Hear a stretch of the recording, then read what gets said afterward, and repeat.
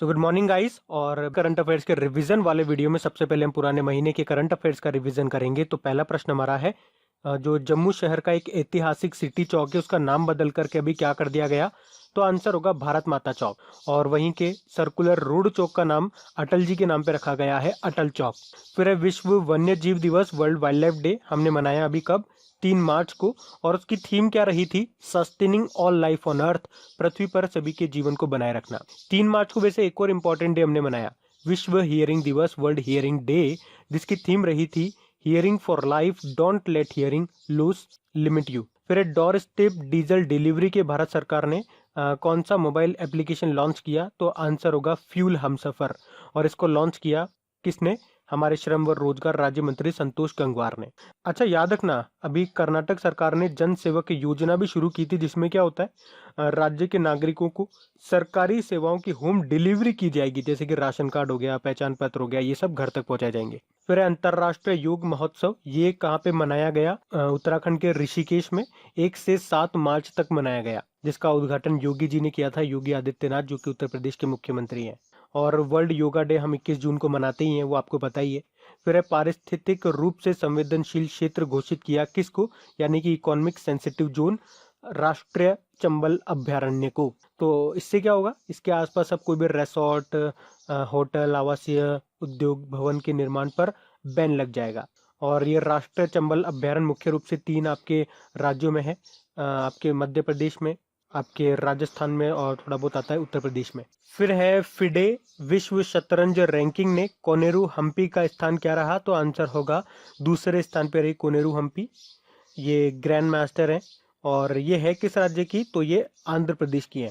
और अभी world rapid chess championship जीतने वाली पहली भारतीय महिला खिलाड़ी बनी थी ये।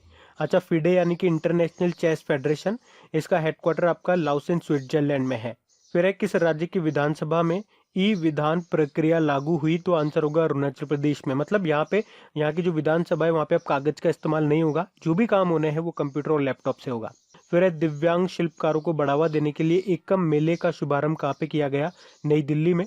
तो हस्तशिल्प और दिव्यांग शिल्पकारों और उद्यमियों के उत्पादों को, उनके प्रोडक्ट्स को बढ़ावा देने के लिए ये शुरू किया गया है। फिर है इंटरनेशनल हॉकी फेडरेशन, जिसका हेडक्वार्टर लाओसेन स्विट्जरलैंड में है। उसमें अभी विश्व रैंकिंग जारी की थी, उसमें भारत की रैंक क्या रही? तो आंसर होगा भारत चौथे स्थान पे रहा। और पहली बार भारतीय पुरुष हॉकी टीम टॉप 4 में आई है, पहली बार। और टॉप पे रहा बेल्जियम, सेकंड पे ऑस्ट्रेलिया रहा। वहीं भारतीय महिला हॉकी टीम की बात करेंगे तो वो 9th पोजीशन पे रही है महिलाओं की रैंकिंग में, उसमें टॉप पे नीदरलैंड है। फिर है देश का पहला और दुनिया का दूसरा इन्फेंट्री म्यूजियम, ये कहाँ पे खुलेगा? इन्फेंट्री मतलब पैदल सेना, तो ये खुलेगा आपके इंदौर में। तो यहाँ पे जो सैनिक होते हैं उनके स्टेच्यू, उनकी फोटो गैलरी वगैरह लगाई जाएगी। बढ़ते आगे। फिर है इंटरनेशनली मॉनेटरी फंड में भारत का कार्यकारी निदेशक किसे बनाया गया? तो आंसर होगा सुरजीत भल्ला को। इंटरनेशनल मॉनेटरी फंड से 2-3 पॉइंट याद रख लो, इसका हेडक्वार्टर आपके वॉशिंगटन डीसी में है। इसकी मैनेजिंग डायरेक्टर हैं क्रिस्टलिना जॉर्जीवा, और इसकी चीफ इकोनॉमिस्ट बनी थी कौन? गीता गोपीनाथन। फिर है Lal Bahadur Shastri politics and beyond, ये जो बुक है इसके लेखक कौन है? संदीप शास्त्री हैं। फिर है काजिंद 2019 सैन्य अभ्यास, ये आपका हुआ था कहाँ पे? ये आपका हुआ था उत्तराखंड में, उत्तराखंड के पिथौरागढ़ में हुआ था। और किन देशों के बीच में होता है? तो भारत और कजाकिस्तान के बीच में। रॉयल अल्बर्ट हॉल में प्रदर्शित पहली गैर अंग्रेजी फिल्म कौन सी रही? तो आंसर होगा बाहुबली द बिगिनिंग। और ये जो आपका है हॉल, ये आपका लंदन में है। भारत के 65वें ग्रैंड मास्टर कौन बने थे? रौनक साधवानी, महाराष्ट्र के नागपुर से हैं ये। और हमारे पहले ग्रैंड मास्टर को तो आप जानते ही हो, विश्वनाथ आनंद। और इनकी जो बुक आई अभी, जो इनकी बायोग्राफी थी, ऑटोबायोग्राफी, उसका नाम है माइंड मास्टर। फिर है जोको विडोडो किस देश के राष्ट्रपति हैं? ये इंडोनेशिया के राष्ट्रपति हैं। इंडोनेशिया की कैपिटल है जकार्ता। और ये अपनी शिफ्ट कहाँ पे कर रहा है कैपिटल? बोर्नियो आइलैंड के ईस्ट कालीमंतन में। रोनाल्डो सिंह किस खेल से संबंध रखते हैं? साइक्लिस्ट हैं ये। फिर है फीड अवर फ्यूचर प्रोग्राम किसके द्वारा शुरू किया गया? तो यूनाइटेड नेशन डेवलपमेंट प्रोग्राम के द्वारा इसको शुरू किया गया था। और यूएनडीपी का हेडक्वार्टर न्यूयॉर्क में है, और इसके हेड है एकिम स्टीनर। तो भारत में मुख्य रूप से कुपोषण और भूखमरी की समस्या को समाप्त करने के लिए यूएनडीपी ने इसे शुरू किया था। जापान के नए राजा कौन बने? नारूहितो बने हैं। जापान की कैपिटल तो टोक्यो है और प्रेसिडेंट है शिंजो अबे। और जब ये नए राजा बने तो नए युग की शुरुआत हुई जिस का नाम है रीवा युग। फिर है कुंटास एयरलाइंस, ये किस देश की एयरलाइन है? तो ये ऑस्ट्रेलिया की है और ये न्यूज में रही थी क्योंकि दुनिया की पहली जीरो वेस्ट कमर्शियल फ्लाइट बनी थी ये। और इसने टारगेट भी रखा था उस वक्त कि 2020 के एंड तक 100 मिलियन सिंगल यूज प्लास्टिक को ये खत्म कर देंगे। बढ़ते हैं आगे। अच्छा स्टूडेंट्स, आप लोगों को याद दिला दूं, अगर आपको वीडियो अच्छा लग रहा है तो प्लीज वीडियो को लाइक करके शेयर जरूर कर देना अपने दोस्तों में। मैं आपको अभी इसलिए बता रहा हूं क्योंकि लास्ट में जाकर के आप लोग भूल जाते हैं, तो इसको शेयर करना मत भूलना। बढ़ते हैं आगे। तो चलिए अब कल के करंट अफेयर्स का भी रिवीजन कर लेते हैं। पहला प्रश्न आपसे पूछा जा रहा है कि इराक के नए प्रधानमंत्री कौन बन गए? तो आंसर होगा मुस्तफा अल कदीमी। इराक जिसकी कैपिटल बगदाद है, करेंसी है इराक की दिनार और इसके प्रेसिडेंट हैं बरहाम सली। फिर है तोमान, ये किस देश की नई प्रस्तावित मुद्रा है, करेंसी है? तो आंसर होगा ईरान की। अभी तक जो हम इस्तेमाल करते थे, मतलब ईरान में जो इस्तेमाल होती थी वो करेंसी थी ईरानी रियाल। तो 10,000 ईरानी रियाल के बराबर होगा ये एक तोमान। ईरान की बात करेंगे तो कैपिटल तेहरान है और इसके प्रेसिडेंट हैं हसन रूहानी। फिर है ब्राजील में भारत के नए राजदूत के रूप में किसे नियुक्त किया गया? राजदूत यानी कि एम्बेसडर। तो सही उत्तर होगा सुरेश के रेड्डी को। ब्राजील जिसकी कैपिटल है ब्राजीलिया, करेंसी है ब्राजीलियन रियल और प्रेसिडेंट है जेयर बोल्सोनारो, जो कि इस बार हमारा जो रिपब्लिक डे था उस वक्त गेस्ट के रूप में आए थे ये। बाकी अभी और भी जगह हमने भारतीय राजदूतों को नियुक्त किया, जैसे कि जयदीप मजूमदार ऑस्ट्रिया में भारतीय राजदूत बने, नम्रता एस कुमार तो ये स्लोवेनिया में बनी और दीपक मित्तल कतर में, पीयूष श्रीवास्तव बहरीन में। फिर है आरबीएल बैंक के सीआरओ कौन नियुक्त हुए? तो सीआरओ मतलब होता है चीफ रिस्क ऑफिसर, मुख्य जोखिम अधिकारी। तो आंसर होगा दीपक कुमार। ये आरबीएल बैंक का हेडक्वार्टर है मुंबई में और इसके एमडी सीईओ हैं विश्ववीर आहूजा। और अभी यस बैंक के भी सीआरओ बने थे कौन? नीरज धवन। फिर है आयुष कवच एप्लीकेशन को लॉन्च किया किस राज्य की सरकार ने? उत्तर प्रदेश ने। तो इस एप्लीकेशन में आयुर्वेद और जो ट्रेडिशनल जो पारंपरिक जो दवाइयाँ होती हैं उनकी इन्फॉर्मेशन होगी, जिसे आप अपनी रसोई में रखे जो सामान हल्दी काली मिर्च इनसे आप तैयार कर सकते हैं और ये आपके इम्यून सिस्टम को बढ़ाने में मदद करेगा। लखनऊ इसकी कैपिटल है और इसके गवर्नर हैं आनंदीबेन पटेल और मुख्यमंत्री हैं योगी आदित्यनाथ। फिर है सुरक्षित दादा दादी और नाना नानी अभियान लॉन्च किया किसने? नीति आयोग ने। और इसका उद्देश्य है कोविड-19 महामारी के दौरान वरिष्ठ नागरिकों को, जो बुजुर्ग लोग हैं, उनकी देखभाल करना। नीति आयोग की बात करेंगे 1 जनवरी 2015 को स्थापना हुई। सीईओ इसके अमिताभ कांत हैं और इसके उपाध्यक्ष हैं राजीव कुमार। इसके अध्यक्ष तो होते हैं भारत के प्रधानमंत्री जो है मोदी जी। फिर है Vijyant at Kargil the life of Kargil hero नाम की बुक को लिखा है किसने? एक तो इनके पिता ने लिखा है जिनका नाम है कर्नल वी.एन. थापर और इनकी बेटी ने लिखा है, उनका नाम है नेहा द्विवेदी। ये जो विजयंत हैं 1999 में कारगिल युद्ध में ये शहीद हो गए थे और इनकी बायोग्राफी है ये। फिर है पीएनबी यानी कि Punjab national bank housing finance ने फिर से इस्तेमाल यानी कि रीयूजेबल किए जाने वाले पीपीई यानी कि पर्सनल प्रोटेक्शन इक्विपमेंट किट के लिए किस आईआईटी के साथ समझौता किया है? तो आंसर होगा आईआईटी दिल्ली के साथ। मतलब इस तरह के पीपीई किट बनाए जाए जिन्हें दोबारा से इस्तेमाल किया जा सके। और अभी Punjab national bank housing finance के इंटरिम एमडी सीईओ बने थे नीरज व्यास। और आपको याद होगा अभी आईआईटी दिल्ली ने कोविड-19 के प्रसार की भविष्यवाणी करने के लिए प्रकृति नाम से एक डैशबोर्ड भी तैयार किया था। फिर विश्व एथलेटिक्स दिवस हमने कब मनाया? तो आंसर होगा 7 मई को।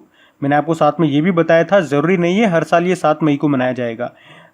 ज़्यादातर चांसेस होते हैं कि मई के महीने में ही मनाया जाए और ये डिसाइड करता है कौन? AIIF, जिसका नाम बदल करके अब वर्ल्ड एथलेटिक्स हो गया है, यही डिसाइड करता है। वर्ल्ड एथलेटिक्स का हेडक्वार्टर याद रख लो आप, मोनाको में है और इसके अध्यक्ष हैं सेबेस्टियन कोई। और एक नेशनल स्पोर्ट डे भी याद रखो जो हम 29 अगस्त को मनाते हैं मेजर ध्यानचंद जी के जन्मदिन को। और इंटरनेशनल स्पोर्ट डे हम मनाते हैं 6 अप्रैल को। फिर है मिड डे मील, राशन की सुविधा देने वाला देश का पहला राज्य बन गया कौन सा? आपका Madhya Pradesh. Mid day meal आपको पता है दोपहर का नाश्ता, ये आपको बच्चों को स्कूलों में दिया जाता है, लेकिन अभी लॉकडाउन चल रहा है, स्कूल वगैरह आंगनबाड़ी वगैरह सब बंद है। तो अब जो भी बच्चे रजिस्टर्ड थे, पंजीकृत थे, उनके घर में वो मिड डे मील पहुँचाया जाएगा। मध्य प्रदेश की कैपिटल भोपाल है, गवर्नर है लालजी दास टंडन और मुख्यमंत्री हैं शिवराज सिंह चौहान। फिर है संसद की लोक सेवा समिति यानी कि पार्लियामेंट्स पब्लिक अकाउंट्स कमेटी का अध्यक्ष फिर से बनाया गया किसको? अधीर रंजन चौधरी को। इस कमेटी का काम होता है भारत सरकार के सभी सरकारी खर्चों के खातों की जांच करना। और ये जो इसके अध्यक्ष होते हैं इस कमेटी के, वो हमेशा अपोजिट पार्टी के होते हैं, जो कि ये अधीर रंजन चौधरी हैं कांग्रेस के। फिर है IREDA, इरेडा, जिसकी मतलब होता है Indian renewable energy development agency, और इसके CMD अभी कौन बन गए? PK दास बन गए। बढ़ते हैं आगे। तो स्टडी क्वेश्चंस की बात करेंगे। पहला प्रश्न है, राष्ट्रीय ऊर्जा संरक्षण दिवस हमने मनाया कब? यानी कि नेशनल एनर्जी कंजर्वेशन डे 14 दिसंबर को, और मधुमेह दिवस डायबिटीज डे हम 14 नवंबर को मनाते हैं। फिर है चंपानेर पावागढ़ पुरातात्विक पार्क यानी कि आर्कियोलॉजिकल पार्क, ये आपका है गुजरात में, और यूनेस्को की विश्व धरोहर स्थल है ये एक्चुअली। बुद्ध इंटरनेशनल सर्किट कहाँ पर है? ये एक इंडियन मोटर रेसिंग सर्किट है, यानी कि परिपथ है, ये आपके ग्रेटर नोएडा में है। वाडा वर्ल्ड एंटी डोपिंग एजेंसी, ये आपका मॉन्ट्रियल कनाडा में है इसका हेडक्वार्टर, और अभी रशिया पे 4 साल का इसने प्रतिबंध बैन लगाया।